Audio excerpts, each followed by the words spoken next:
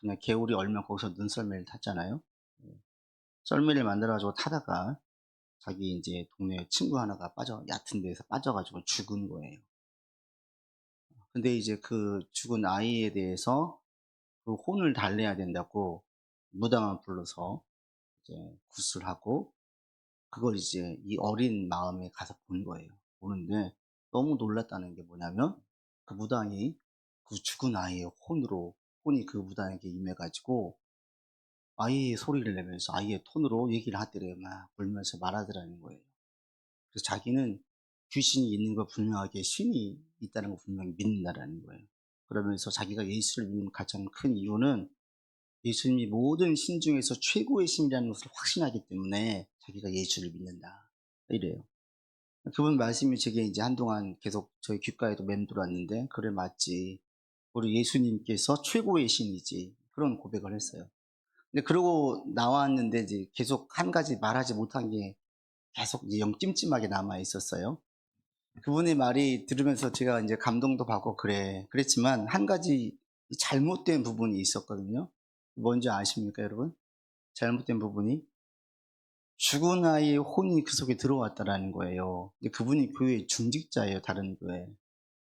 다시 한번 제가 그분과 얘기를 나누면 느끼는 게, 영적인 존재에 대해서 성경적으로 바르게 이해하지 못하는 경우가 너무나 많구나. 여러분이 성경적으로 바르게 정립해 놓지 않으면 여러분이 가지고 있는 그 신관, 뭐 귀신이나 어떤 영적인 존재에 대해서 이건 내 생각이야, 여러분 생각 없습니다. 다 주변에서 들은 얘기고 내가 보면서 스스로 해석한 내용이에요. 그러면서 그거를 확신하는데 성경에 근거할 때 이것은 전혀 맞지 않는 말이거든요. 제가 다시 한번 보면서 이 영적인 거에 대해서 귀신이나 이런 영적인 존재에 대한 정의가 정말 필요하겠구나라는 생각을 다시 한번 하게 됐어요. 오늘 현대인들이 크게 잘못 가지고 있는 게 첫 번째가 뭐냐면 그런 귀신과 이런 영적인 존재를 너무 하찮게 여기는 거예요. 그런 게 어디가 있어, 현대 문명에. 이렇게 보는 분들이 있어요. 그래서 그런 분들이 그냥 그걸 무시하고요. 별로 그걸 중요하게 여기지 않습니다. 그런데 여러분, 영적인 존재는 분명히 존재합니다. 하나님께서 우리 가운데에 인간을 창조하실 때 코에 생명을 불어넣어서 생기를 불어넣어서 생영이 됐어요. 살아있는 영이 됐어요. 그러니까 인간은 영적인 존재이고요. 영적인 존재가 인간만 있는 게 아니라 사탄이 있고 천사가 있고 귀신이 있어요. 사탄과 마귀는 성경에서 같은 말이고 하나예요. 타락한 천사, 그 다음에 사탄과 마귀 밑에 있는 귀신들, 많은 졸개들이 있는 거예요. 근데 이것들을 무시하는 사람들은 사실은 자기가 얼마나 영적인 존재인지를 별로 모르는 분들이에요. 영혼을 가진 존재이고 우리 인간이 육적인 존재가 아니라는 사실을 확신하면 할수록 영적인 체계가 있음을 인정하고 인지하고 또 그걸 알게 되는 거예요. 여러분, 세상의 힘이 눈에 보이는 것으로 흘러가는 것 같지만 절대 그렇지 않아요. 헌거할 때 보세요. 제일 그 당시에 인기를 얻는 곳이 어디냐면 유명한 무당집이에요. 정치인들이 숱하게 찾아가요. 미래에 대해서 알고 싶어서. 그냥 굴러가는 것 같은데 절대 그렇지 않습니다. 영적인 존재는 분명히 존재하는데 현대인들 중에 한 가지는 이걸 지나치게 무시하는 거예요. 여러분, 있습니다.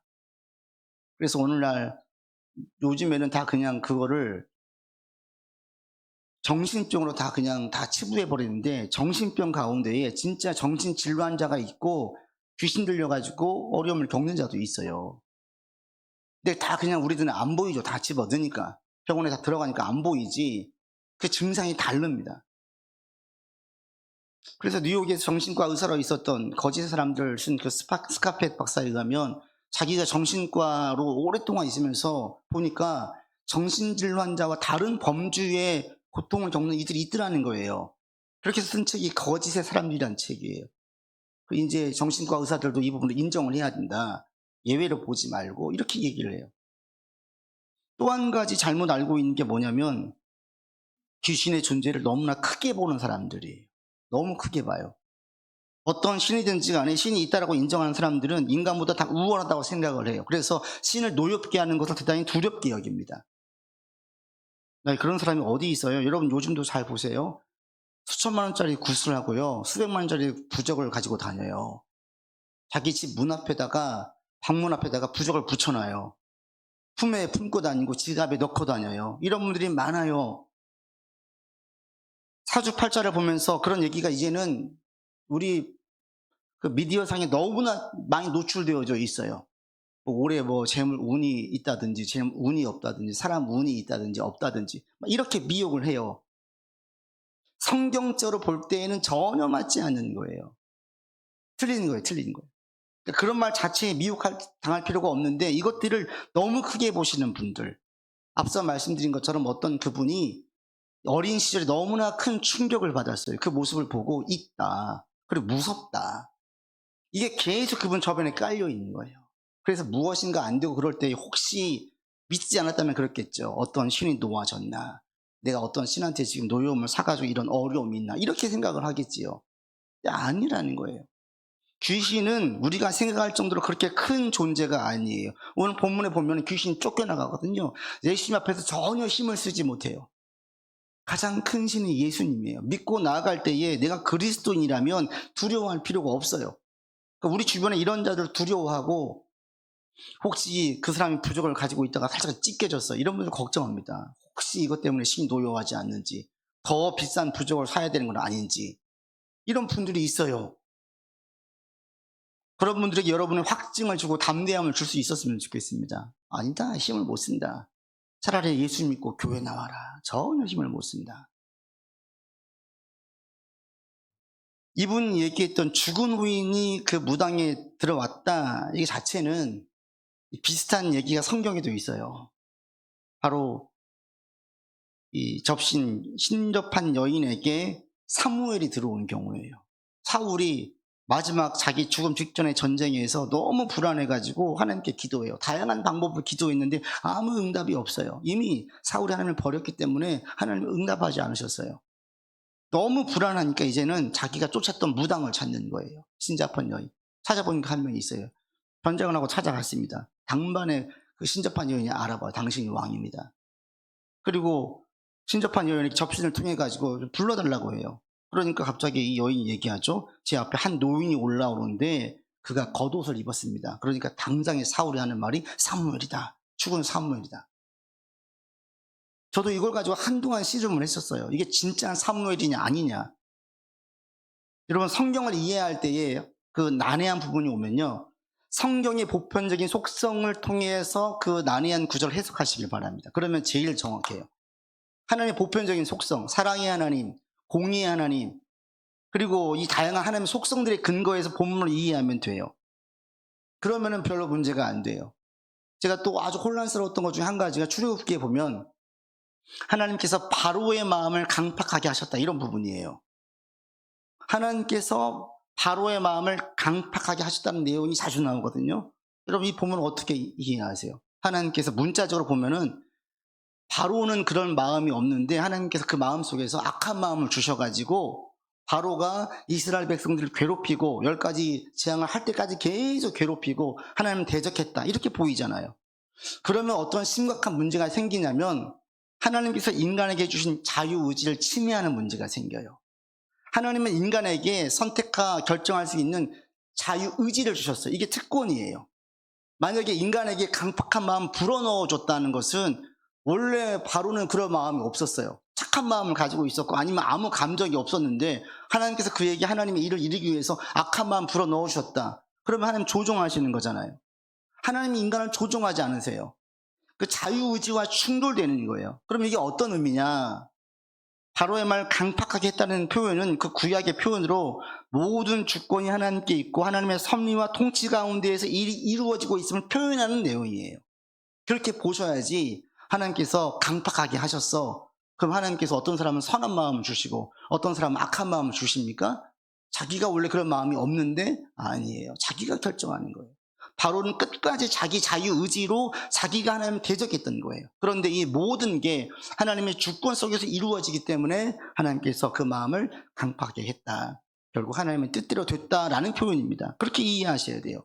그런 것처럼 사무엘에게도 정말 이 접신한 신접한 여인에게 사무엘이 올라왔을까요? 아니에요. 아니에요. 왜요? 이미 사울이 무당을 찾아간 것 자체가 하나님께서 볼 때는 영적 간음이에요. 이미 하나님이 그를 버렸어요.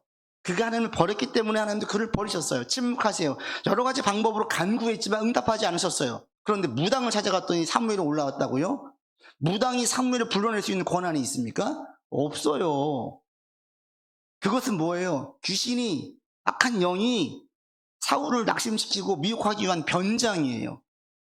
인간도 변장을 하면 얼마나 비슷하게 변장할 수 있어요. 목소리며 표정이며 얼굴이며.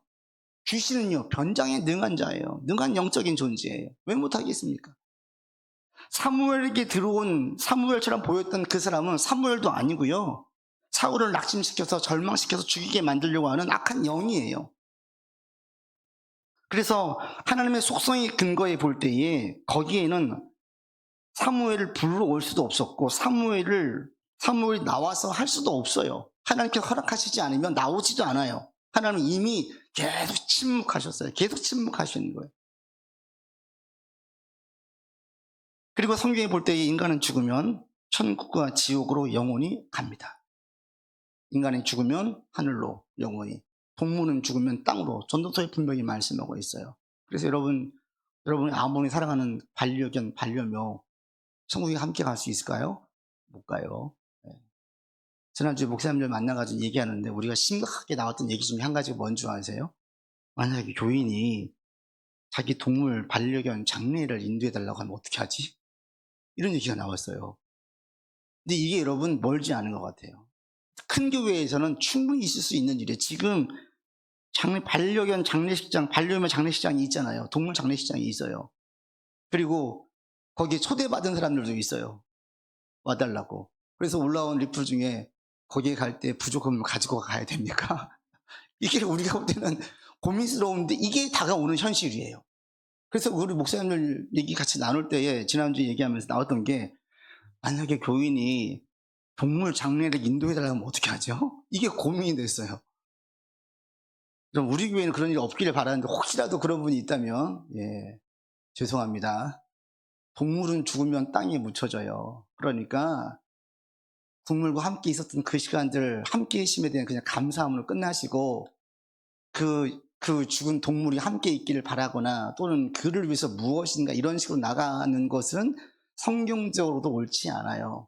그러니까 그냥 마음에 접고 감사함으로 정리할 수 있기를 바라고, 혹여라도 그런 분이 우리 교회는 없기를, 저에게 찾아오는 분이 없기를 바랍니다. 이 분을 볼 때에, 그 앞선 분을 만날 때에 제가 이제 감사하고 계속 생각했던 것은 사실은 그 부분이었어요. 하나님, 예수님 가장 큰 신이다. 최고의 신이다. 우리가 믿고 있는 예수님은 이 영적인 세계에서 가장 크신 분이에요. 오늘 본문에 이게 분명하게 나오죠. 여러분 본문 25절 보십시오. 25절 26절 같이 읽겠습니다. 예수께서 꾸짖어 이르시되 잠잠하고 그 사람에게서 나오라 하시니 더러운 귀신이 그 사람에게 병련을 일으키고 큰 소리를 지르며 나오는지라. 전혀 힘을 못 써요. 귀신이 맥을 못 쳐요. 예수님의 그 명령 앞에 대적을 못하고 그냥 순복하고 나오는 거예요. 거품 물면서 이 사람이 나오는 거예요. 병령 일으키면서 나오는 거예요. 이 예수님의 권세 앞에 악한 마귀는 절대 힘을 못 씁니다. 그리고 우리가 예수님을 나의 대장으로 삼고 예수의 길을 높이 들고 영적인 싸움을 하게 되어지면 귀신은 꼼짝 못합니다. 제가 이전에도 말씀드린 적이 있지요. 어느 분이 간증할 때 그 집에 사람도 죽고 귀신 들렸다는 집으로 소문났던 그 집을 나는 사서 싼 가격에 사가지고 잘 살고 있는 그분의 간증 얘기를 들었어요. 영적인 담대함과 배포가 여러분 가운데 있기를 바랍니다. 어떤 귀신 들린 자, 어떤 거, 여러분 전혀 우리한테 힘을 못 써요. 그러니까 세상에서 이 얘기하는 액땜을 했다든지 재수가 없다든지 이것은 성경적으로 맞지 않습니다. 이건 운명론적. 우리 기독교는요, 하나님께서 분명하게 말씀하세요. 우리 앞에 축복의 길과 저주의 길이 있다. 그리고 우리가 선택에 따라서 축복의 길을 갈 수도 있고 저주의 길을 갈 수도 있다. 정해져 있지 않아요. 우리의 운명은. 이것은 세상이 주는 설학이고 세상이 주는 사상이에요. 성경적인 말씀은, 사상은 우리의 길은 정해져 있지 않다라는 거예요. 하나님의 큰 주권 안에 있지만, 주권 속에서 살지만 인간의 자유의지로 내가 어떤 선택을 하느냐에 따라서 축복이 될 수도 있고 저주가 될 수도 있어요. 그러니까 여러분, 올해 액땜을 했다든지 부족을 당해서 애군이 된다든지 없어요. 다 세상의 장난이에요.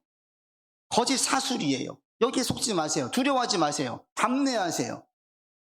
이거에 그런데 눌려있는 분들이 의외로 많고요. 뭐 여러분 그 인터넷 기사 보세요. 심심치 않게 올라와요. 뭐 둘이 뭐 사귀려고 하는데 찾아갔더니 올해 뭐 안 된다든지 뭐 좋다든지. 그냥 우린 재미로 보는 것 같은데 그게 자연스럽게 우리 사상 속에 들어온다니까요.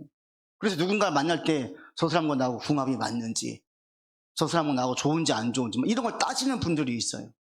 여러분께서 어떤 생각을 하고 어떤 말을 하고 어떤 결정을 하느냐에 따라서 여러분 인생이 달라지는 것이지 정해져 있지 않다는 거예요. 우리 정해져 있는 그 예정은 현재에서 과거를 회귀해 볼 때에 감사함의 은혜의 고백이지, 미래가 다 어떻게든 정해져 있으니까 그냥 어떻게 막 살아도 상관이 없어, 이게 아니에요.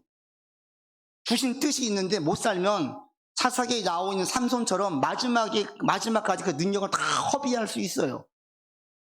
내게 있는 늘 달란트가 한 달란트밖에 없는데 주님께 귀하게 쓰임 받으면 아주 빛이 날 수 있어요. 여러분이 어떤 선택을 하느냐에 따라서 정해지는 것이지 우리 운명이 정해져 있지 않습니다. 여기 절대 혹하지 않기를 바랍니다. 그러니까 올해는 뭐 복이 들어올 기운이라든지 뭐 조심해야 되니까 뭐 하지 말라든지 다 말장난이에요. 우리가 예수를 믿고 나갈 때에 귀신은 전혀 힘을 쏘지 못합니다. 여러분이 믿고 있는 예수님은 가장 크고 강한 신입니다. 이분이 우리를 지켜주시면 어떤 것도 막을 수가 없습니다. 그러니까 이런 마음 가운데에 여러분께서 확신 가운데 나갈 수 있기를 바랍니다. 그러니까 주님 믿고 주님 나의 대장으로 삼고 나가고 되어지면 주께서 우리 이 길을 인도해 주시는 거예요. 그래서 여러분이 믿고 계신 예수님, 우리가 믿고 있는 예수님이 얼마나 크신 분인지 먼저 이런 고백을 할 수 있기를 바랍니다. 그래서 마가복음에서는 지금 그걸 얘기하고 있어요. 그리고 마가복음에서 또 하나 가장 강조하는 게 한 가지 있는데, 여러분 다시 한번 25절과 26절 이 본문을 다시 한번 읽어보시죠. 같이 읽겠습니다. 예수께서 꾸짖어 이르시되 잠잠하고 그 사람에게서 나오라 하시니 더러운 귀신이 그 사람에게서 경련을 일으키고 큰 소리를 지르며 나오게 됐어요. 그리고 그 사람은 멀쩡해졌어요. 예수님께서는 가장 크신 분이신데 또 하나 예수님께서는 어떤 분이시냐면 치유하시는 분이세요. 치유하시는 분. 이 마가복음에서 예수님께서 하나님 나라를 선포했음을 잠깐 말씀하고 그 다음에 계속 기술되어진 내용이 뭐냐면 치유의 역사예요. 예수님께서 귀신 들린 사람을 치료하고 베드로의 그 다음 이어진 장면이 베드로의 장문을 고치고 병든 자, 귀신 들린 자를 고치고 나병 환자를 고치세요. 이게 1장 전체의 내용이에요. 이 이후로 계속 치유하시는 예수님. 예수님 그리스도 즉 하나님이시고 왕이시고 우리 구원자이심을 고백하고 알릴 때에 첫 번째로 강조하고 큰 부분을 할애하는 게 뭐냐면 예수님은 우리 삶의 문제와 아픔들을 치유하시는 분입니다. 실제로 치유하시는 분입니다. 신앙은 철학도 아니고 관념도 아니에요. 실제예요. 실제. 예수 믿는데 내 삶에 아무런 도움이 없다, 이 사람은 지금 예수님의 큰 능력과 힘을 지금 경험하지 못하는 거예요. 추운 겨울에 히터를 이렇게 난방기가 있는데 안 켜놓고 벌벌 떨고 있는 거예요 지금.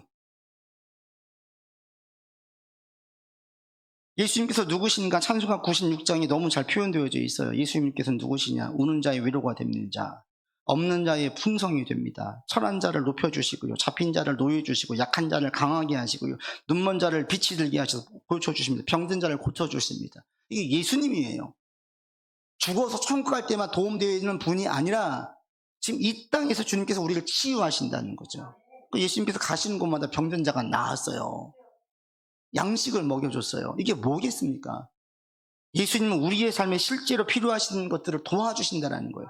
올 한 해 여러분 가운데 주님의 도우심을 많이 경험할 수 있기를 바랍니다. 치유의 역사가 있기를 바랍니다. 여러분 아픈 부분이 있으면 얹고 기도하세요. 정말 주님 치유해 주십시오.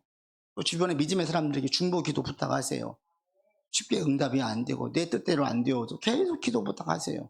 믿음 가운데 나아가세요. 그럼 기도할 때 주님께서는 분명히 도와주셨는데 오늘날 왜 안 도와주시냐, 이런 분들이 계세요. 왜 우리를 안 도와주실까요? 분명한 것은 주님을 그리스도로 믿고 크신 분을 믿고 다른 자들은 분명히 도와주시는데 왜 내 삶에 안 도와주시죠? 첫 번째로 자기의 구주로 믿지 않기 때문에 그래요. 믿음을 먼저 점검해 보셔야 돼요. 정말 구주로 믿고 있는지. 여러분, 이 귀신과 이 천사가 예수님께서 오셨을 때에 제일 첫 번째 예수님께서 하나님의 아들이시고 그리스도이심을 아셨어요. 그래서 놀라운 게 뭐냐면 귀신도 알았다는 거예요. 인간보다 영적인 존재가 먼저 그리스도임을 알았어요. 그런데 귀신과 천사의 차이는 뭡니까? 천사는 그 예수를 높였어요. 경배했어요. 귀신은 어떻게든지 미혹하고 넘어뜨리려고 한 거예요. 귀신도 예수를 그리스도로 인정해요.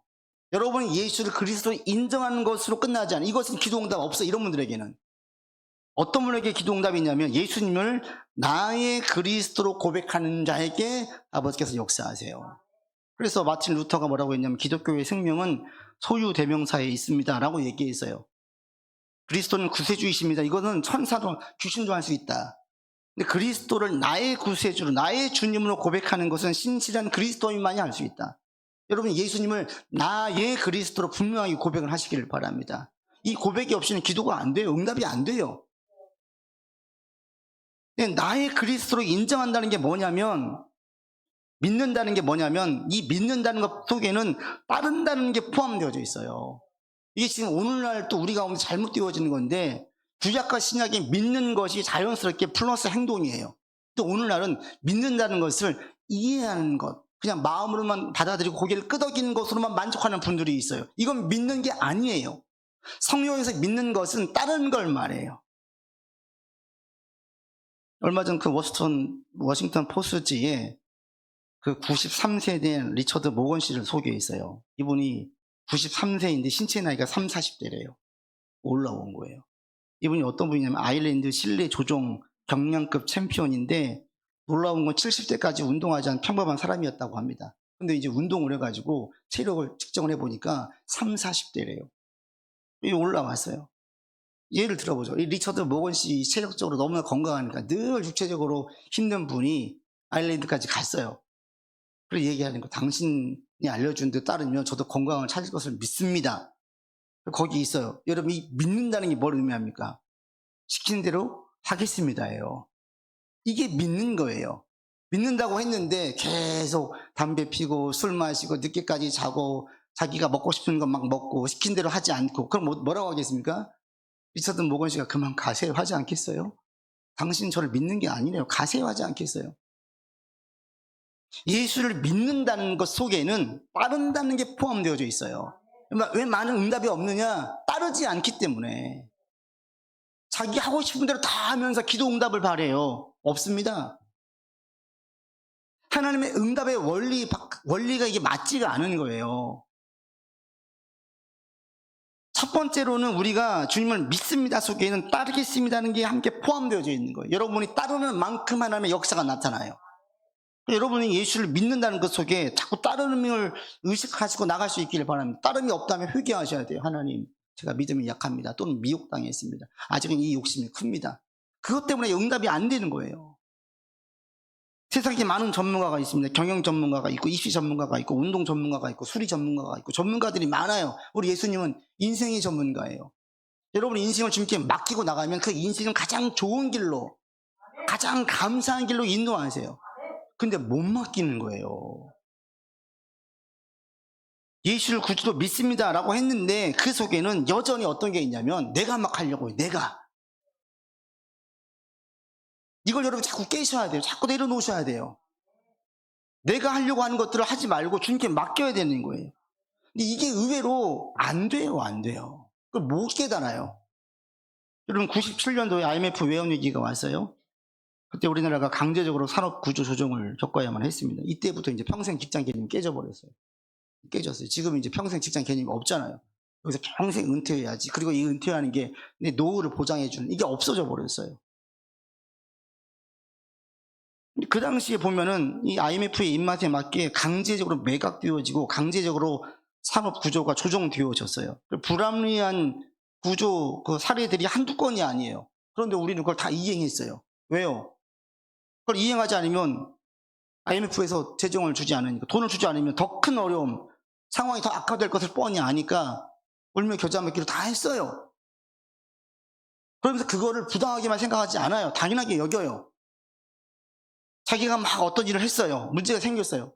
그러니까 어떤 분들은 그 문제의 책임을 하나님께 돌리는 분이 있어요. 하나님께서 왜 나에게 어려움을 주셨을까요? 자기가 어려운 길로 가놓고 하나님께 책임을 따지는 분들이 있어요. 첫 번째, 내게 주신 자유의지로 내가 결정을 해놓고 거기에 대한 책임을 하나님께 묻는 분들이 있어요. 또 한 분들은 하나님께 도와주세요라고 해놓고는 여전히 우리 IMF 뜻 안 따르겠습니다. 그냥 내 뜻대로 하겠습니다. 그럼 IMF에서 안 해줘요. 불합리하지만 내 뜻대로 안 되지만 따라가는 거예요. 주님 도와주세요. 맡기겠습니다. 그러면 내 뜻을 포기해야 되는 거예요. 포기 안 해요. 따르겠으니 요대로 해주세요. 세상에서는 이렇게 요구하지 않으면서 하나님께 이렇게 요구하는 분들이 있어요. 맞지 않지 않습니까? 무엇인가 주님께서 잘 해결해 주시길 원한다면 내 방법을 일단 내려놔야 되는 거예요. 그리고 주님께서 이렇게 이끌고 가실 때에 때때로는 내 마음대로 안 돼도 내 뜻대로 안 돼도 조금 그래도 그냥 가는 거예요. 세상에서는 다 그렇게 생각을 해요. 내가 지금 부도나기 직전에 누군가 도와줬어요. 나중에 보니까 나를 위한 거였어요. 근데 그분이 나중에 부도 문제가 해결된 다음에 제 야망은 이건데 왜 여기까지 안 도와주십니까? 이런 분이 있습니까? 그런 사람 뭐라 그래요? 배은망덕한 사람이라고 그래요. 은혜도 모르는 사람. 죽겠다고 주님께 달려와 놓고 주님께서 도와주시니까 제가 원래 여기까지 이루는 것이었는데 어떻게 이루지 못하게 하십니까? 원망하는 분들이 있어요. 세상에서는 그렇게 따지지 않으면서 하나님께 그렇게 따지는 분들이 있어요.